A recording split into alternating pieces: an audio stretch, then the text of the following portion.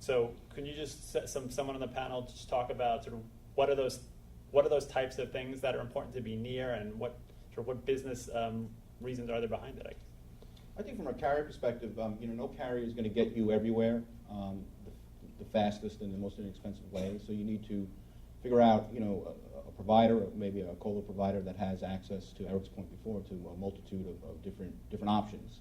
So you can, get some diverse routes, get some redundancy, and have multiple choices. One of the things which went into our data center decision was we wanted to implement one of these market data vendors, and in order to get our best bang for the buck, we wanted to be on a place where we could have fiber cross connects to them, and so that meant we had to be in the same data center they were, and that drove a lot of the decisions after the fact, because that's how we wanted to build our product. And so again, it's in our case, the nature of our particular business is we're not so concerned with the latency going down to the floor of an exchange, because we are actually providing already found trades to them. But we are really concerned with getting the quickest market data we can, because we use that for various things we use market data for. And so that kind of drove our decision a lot about where we wanted to be, and that imposed certain constraints on the engineering of what we were doing. So like Dan wants to be where I am.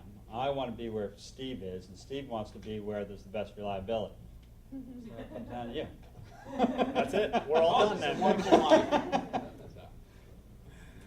So to that point, and we talked a little bit about this already, but connectivity clearly is important, not just connectivity within the data center, but connectivity between data centers. And although everybody's trying to get close to each other in New Jersey, we still have to think about Chicago. We haven't talked at all about Europe, and clearly the European story is even more complex than what we have in the US, because there's so many more market centers. So what should people think about when trying to create their global connectivity strategy? What are the things to look for? I for one think, when we look at our partners, again, I think we keep going back to this too, is the interconnectivity of the data center. So a place like Telex here, we're just across the connect away from a lot of different places, a lot of different services. Our customers are across connect away from us.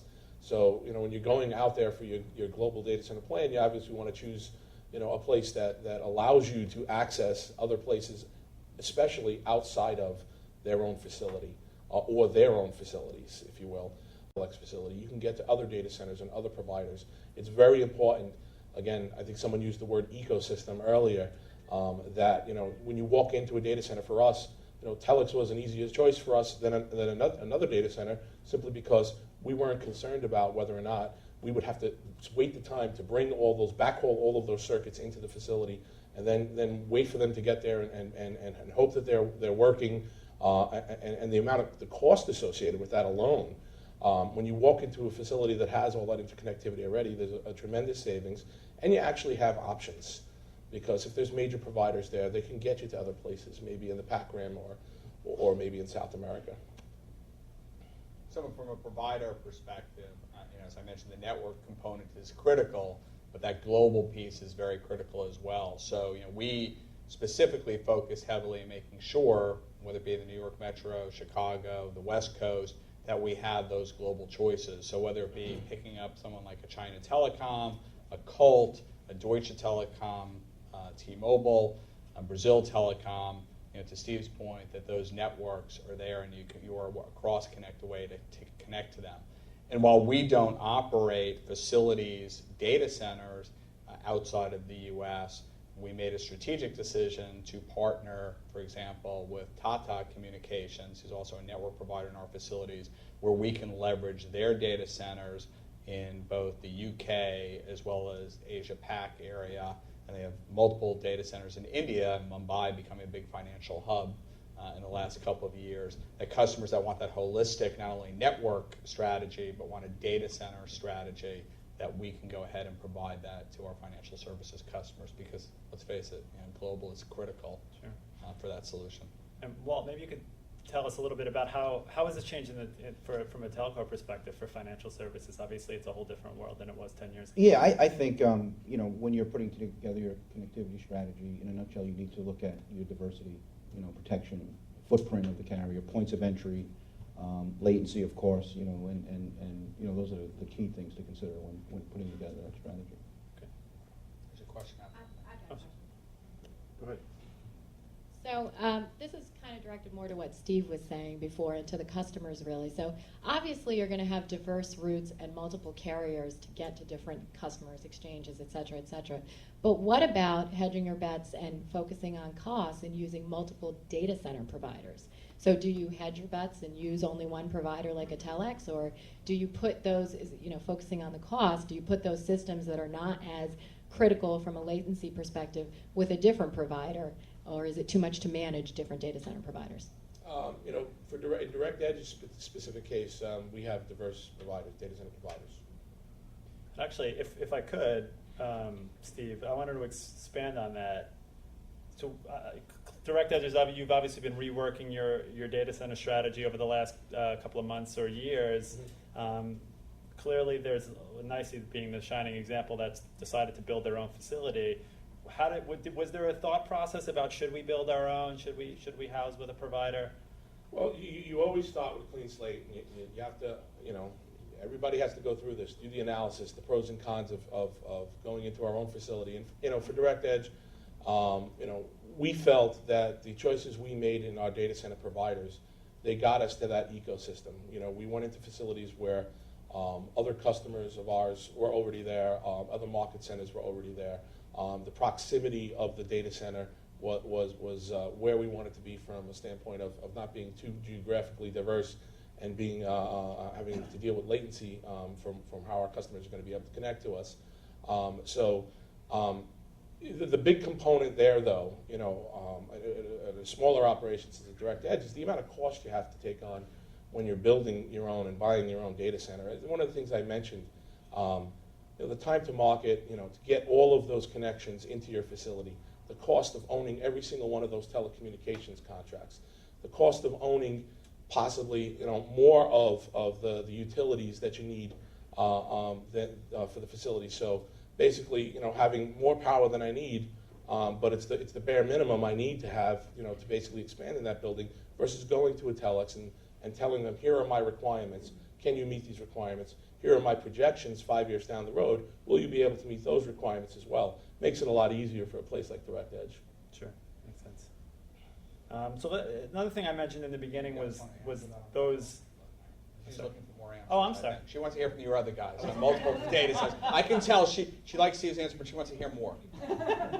You know, you bring up a really good point, and that is if someone needs to engineer around failures, they need to engineer not just the failure of a line, but the failure of a business. You know?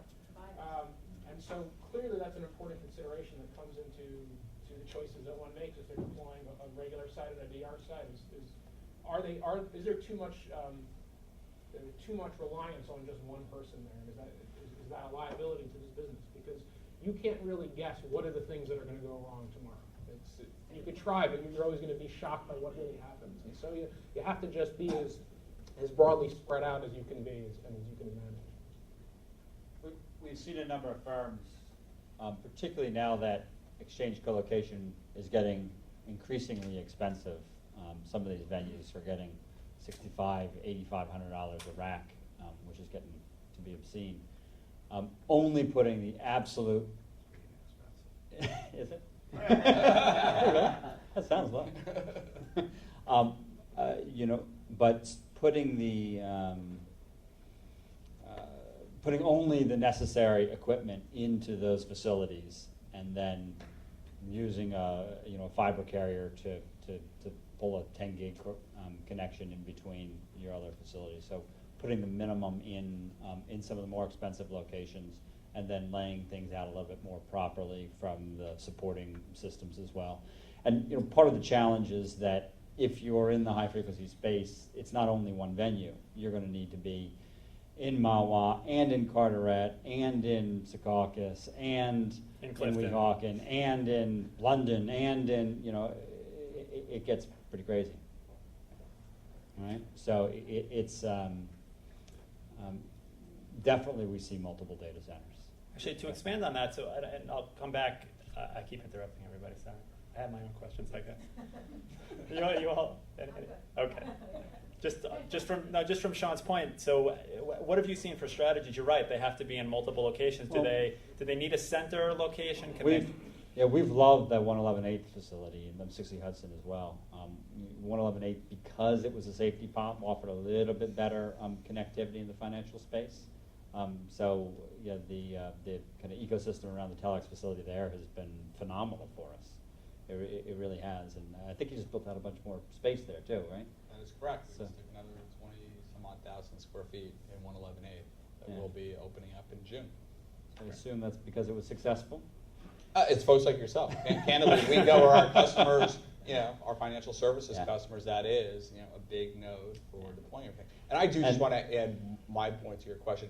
From a telex perspective, we don't look to being the sole provider for all of our customers in the financial services, IT, and comm gear. We recognize that whether it be BCDR applications, but also some of our legacy facilities might be more relevant to our customers to put their communications gear and get all that interconnection, where other of our facilities are more IT focused to put your big servers and storage arrays, and others are a combination of both. And that goes back of sitting with our customers, understanding what their goals are from an architecture perspective. And then lastly, I think someone on the panel said, we will connect to other facilities. So we'll connect to our customers' own facilities where they keep their own customer-owned facilities from a network perspective. We'll connect even to our competitors, as I put up in that slide, facilities if they need connectivity to an application there. Alex has been a fantastic partner in that way, absolutely. So Thank you. Excellent. I'm just wondering from the customer perspective, is that a strategy that small guys, big guys want, or is it, no, I'd rather find a single provider so I can manage less vendor relationships? So thank you. In the back? Yeah, just a question for Eric. While we're on the subject of square footage, I'm just curious, it seems like the capital investment for anyone starting up a data center is pretty extensive, probably some barriers to entry. Just in terms of square footage cost, what are you looking at for a data center? For us, it really does vary, and we don't disclose what we spend per square foot. And it really does depend on the facility, whether we go in and we take a raw facility like we did here and put all the CapEx investment and conditioning into it versus taking a turnkey data center.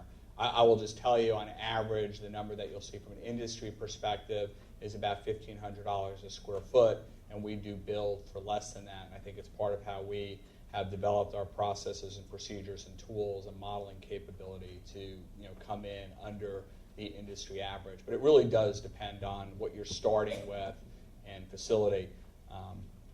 That's how we look at it. Any other questions before we move on and I don't cut anybody else out? Anybody in the back room? What about the folks in the back there? Bill, we need a question from back there. A little bit. We're okay?